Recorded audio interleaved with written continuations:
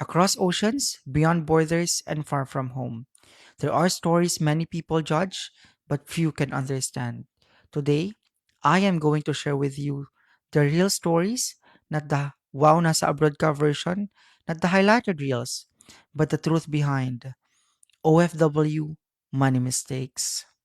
I just want to share with you guys that I'm so happy today because finally, after so many years, we were able to do this now. I remember I've been wanting to do this since 2020. I was merely 21 years old then. I was convincing my friend to shoot me before so that I could start my journey of like this of interviewing people because my what I really wanted to do before was really to interview people, most especially OFWs, to highlight what the real stories behind being an OFW. And I'm so happy because after contemplating for many years, we're doing it right now. I'm just so grateful, really, and I'm very happy for that.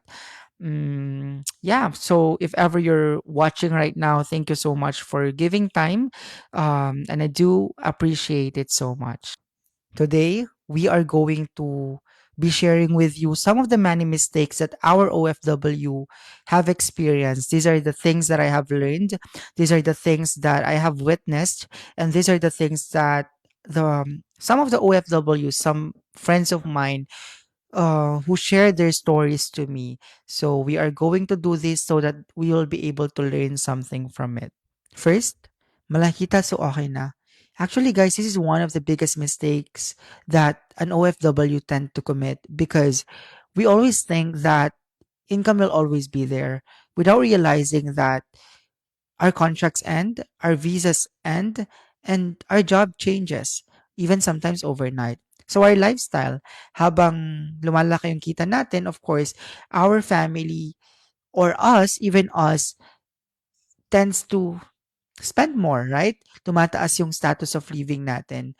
Also, dapadala. Habang tumataas yung kita natin, of course, tumataas din yung kailangan ng family natin back in the Philippines. So, they never slow down. So, always make sure, guys, to always build an emergency fund for yourself. Also, always ask yourself before buying something if you can really pay for it, even without this job. And last is for you to ask yourself, will I be okay even without this job? Kakayanin ko ba? Security isn't about how much you earn, it's just about how much you're prepared. Next, helping everyone but yourself. We OFWs tend to be generous. We are naturally born generous. We always help our families, relatives, friends, or even sometimes our neighbors, and sometimes even the people that we're not responsible for. But don't get me wrong, because it's all coming from love. But it only becomes a problem when an OFW doesn't have any savings, doesn't have investment, doesn't have retirement fund or emergency fund. Because why? Because we becomes hero today, but we tend to be the one who needs help tomorrow. Pay yourself first. Have some savings, insurance, build your investments. And, because if you have those, you are securing yourself and you will be prepared for uncertainties, for the rainy days. Then set clear limitations to your families. Tell them hanggang saan lang yung kaya mo. You cannot be zero because pag na zero ka, babagsak din sila. Because remember guys, helping is not sustainable unless you are stable. You're not selfish for securing yourself first. Third, padala without a plan. As an OFW, this is a very common OFW problem. Actually, all of the OFWs that I've met, like, there's only one reason why they're here. What connects to everyone, the story of helping and providing a better future for their families, right? We tend to do send money back home regularly, like once a month, some twice a month, and others even more than that because if there's sudden bills back homes or sudden expenses. But years after, we tend to send money. Then years after, we're gonna realize that we're tired, we're exhausted, but there's no any progress at all because after 40 years, this the problem that they've been dealing, after 40 years is the same problem that they've been dealing with since the day one since the first year that they were here. So I remember to the best of my recollection that there was a movie that I've watched. It was a movie from Vilma Santos, if I'm not mistaken. It was from the Anak, and on the latter part of the movie, she said there that parang on the first year of that contract will automatically go pambayad ng utang because uh, I think majority of the OFWs like tend to borrow the money that they use to pay the bills or the charges that the agency imposes para to be able to fly, right? So on the first year they tend to use the money to pay all the debts they have. On the second contract they have, I think it's all for their dreams. Like they tend to build, they tend to provide or build their houses, build or have their car, buy their cars. Then on the third year, sabi niya, like parang if on the third contract or after, after that contract, after from three or more than contract, then if the problem that you still have is the same problem to the problem that you had on the first contract of yours, then what was the purpose of you living? Na parang there's no progress at all. So, budget your padala. Assign goals. Is it going to be for education? Is it going to be for investment? Is it going to be for savings? Then review regularly. My progress ba? Like what I've said, OFW should always feel like you're moving, not just surviving. Invest ka rito, mabilis lang. We OFWs tend to be the common targets for scams because we're far, we trust easily, and we always want a fast result. I remember like I am a financial advisor, like what I've said. So we always look for clients. So we were actually so much affected because of these scammers. Because every time I have an organic client, they always tell me, they always, tell that it might be a scam because of the things that we are showing them, the guaranteed returns for an insurance. But I am with one of the best insurance company in the Philippines.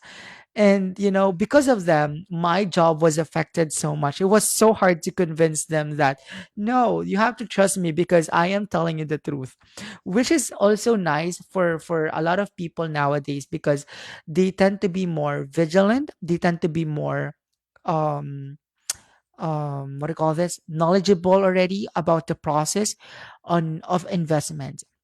But it's sad also to know that there's still a lot of people who get scammed because they were oblivious about the process. They were oblivious how it really works. Because for someone who is very good at talking, guys, it's very easy to fool someone who's not knowledgeable enough about the product that you are offering to them or the services that you are offering to them or the investment, because as an OFW the only thing we want is to really go home, be with our family, and live together with them, right? So we tend to rush things out, which is wrong as well, because the tendency is that we get fooled by people or by bad people out there. Not everyone is as good as you. So what they normally say is that this is going to be quick, this has guaranteed returns, and this has sure profits. So guys, always make sure to have a full understanding of what you're entering to, because otherwise you're going to be losing that money, which is sad because that's coming from your hard work and that's coming from your sacrifices. Also, um, always make sure to check if it's good to be true or too good to be true, then it probably is. Always also demand for transparency, always demand for contracts, and always demand for ownership. If you're unsure, don't rush because it's better to have a slow progress than a fast regret. Next, this is going to be the last one. I'm actually enjoying this right now, but we're going to be ending with this. No exit plan. This is one of the most dangerous that an OFW can ever commit. Having no clear path, years after years, contract after contract, we don't have a certain answer to the question, hanggang kailan? Ask yourself, hanggang kailan? As an OFW, we need to have a clear pathway. Decide early. Are you going home to invest in the Philippines? Are you going home to do business in the Philippines? Are you going to settle here? Then align your goals, align your savings, align your timeline, and align your investment. Don't let your visa decide for your future. This episode isn't about to blame. Lahat tayo nagkakamali, lahat tayo natututo. The goal of this episode is an awareness so that we don't repeat the same cycle again. Working abroad is a sacrifice. Make sure it leads somewhere. Again, this is Across Ocean and I am JM. Maligayang Pasko po sa inyong lahat and magandang gabi po sa inyo. Bye for now.